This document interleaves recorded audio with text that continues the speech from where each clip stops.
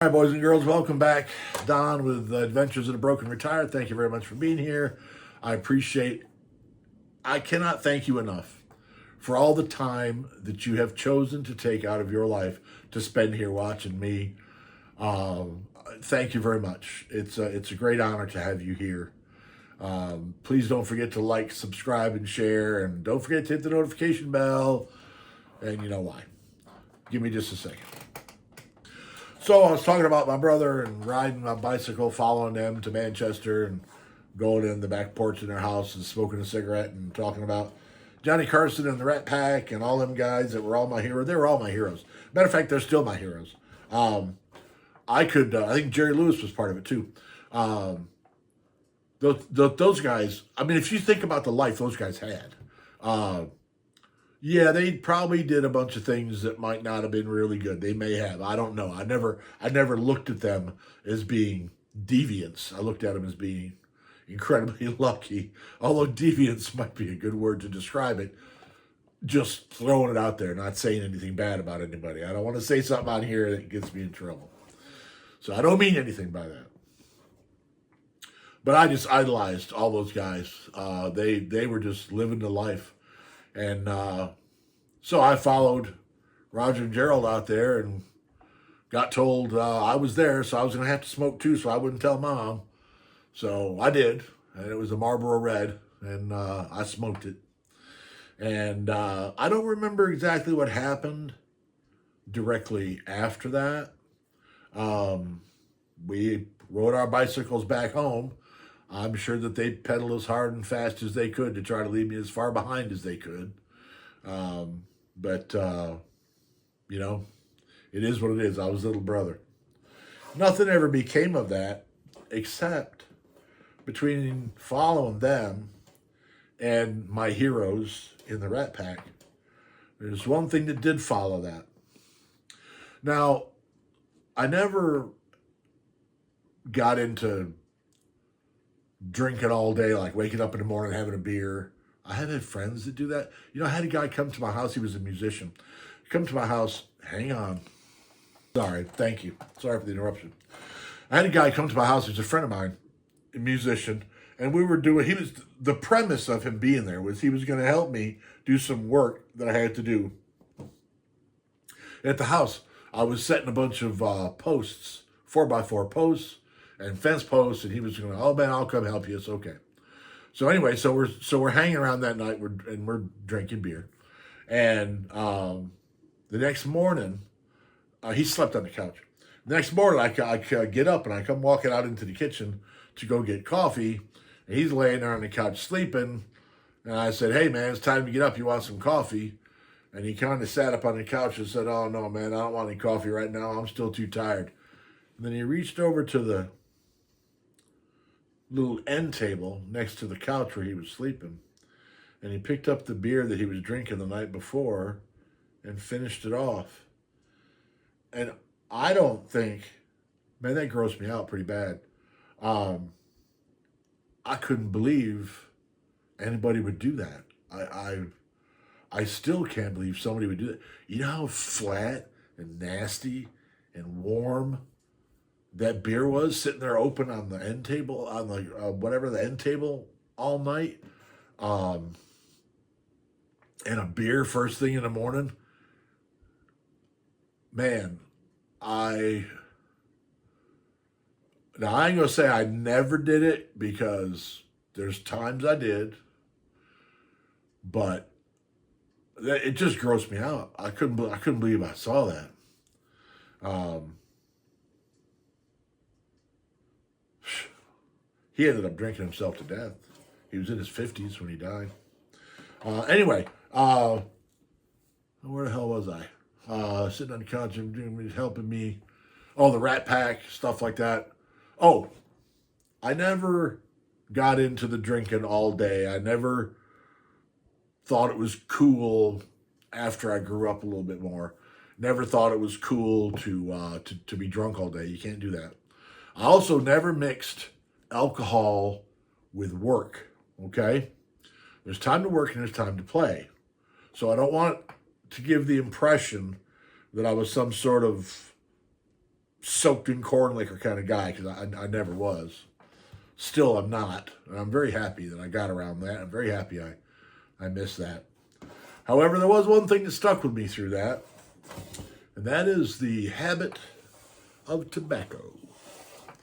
Now, you see me from time to time hold on just a minute, reach out, hit the pause button, dry throat, gotta take a little water, which I'm gonna have to do in just a second because it's dry again. You can attribute that to my following them guys on the bicycles that day and my admiration of the Rat Pack, because I've been a smoker my whole life. Totally stupid thing to do, gigantic waste of money. Can't believe anybody would have any desire to intentionally make themselves ill, but I do it. Now, why don't you quit smoking? Well, I'm not necessarily going to, I know that I need to, because everyone who smokes needs to quit, okay? I also can't believe they just, no, I can get into that. Everyone who smokes needs to quit. There's nobody who needs to smoke. Tobacco is not anything that's any good for you. I don't think it has any, I mean, it may have some redeeming qualities. I don't know. I'm not a whatever. All I know is this. I need to quit smoking.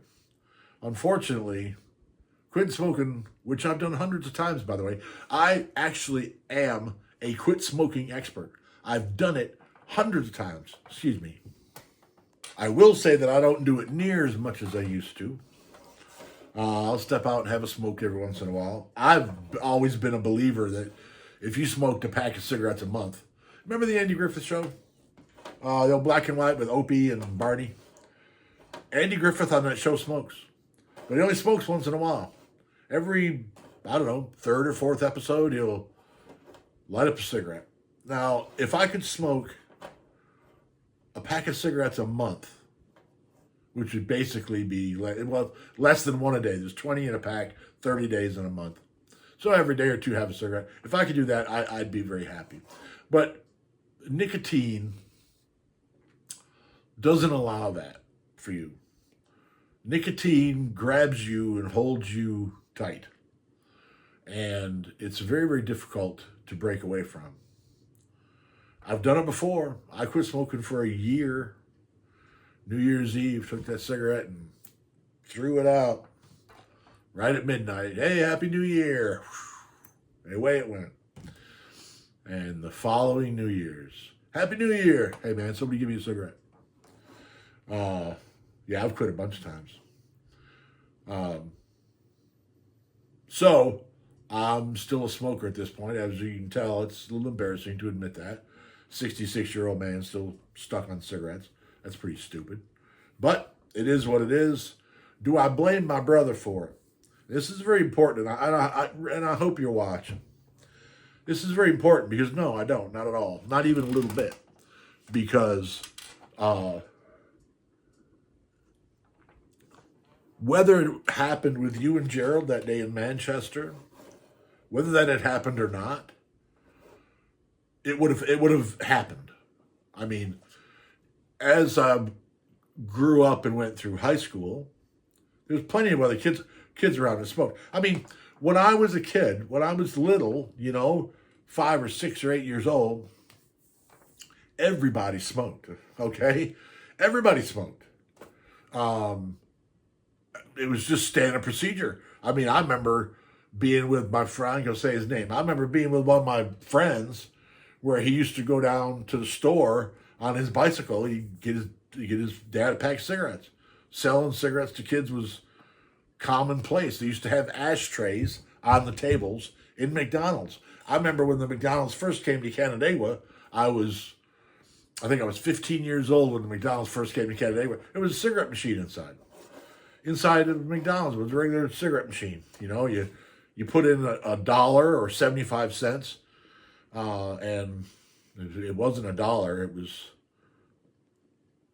probably closer to 50 cents or 60 cents when you get a pack of cigarettes, things were just totally different back then. Uh, so it was just a different world, and things happened differently. Different things were acceptable. I'm happy for the way things have gone, um, with fewer people smoking, because it's not. I mean, I can't say that cigarette smoking has any redeeming qualities. Like I said, I don't know. I don't want to get myself in trouble, but I will tell you this: nicotine is incredibly addictive. It's incredibly difficult to give up, and even as you watch yourself go through changes because of it, you'll still use it. It takes a lot of willpower, and I still fight that battle every single day. Still fight it, and I reckon that I will be fighting it. You know, I have a part of getting old, and of course, I go to the doctor. The doctor tells me the story of, don't feel bad about smoking. My grandfather had lung cancer and still couldn't give up the cigarettes. Not an excuse for me, but just a reality. Anyway, so I'm out of time. I thank you very much for being here. Thank you very much for watching. Thank you very much for your subscriptions, all of your support. Please don't forget to like and subscribe and share. Sharing a video would be a good thing. Maybe you have a friend who might be interested in hearing this madness that I spew. And I hope to, I hope we see each other again on the next video. Oh, don't forget to like, and don't forget to hit the notifications bell so that you da-da-da. All right, Elmer, it's been 12 minutes. Let's go ahead and get this one out of here. Big question: how many clicks will it take to get Elmer to turn off the camera? There's one.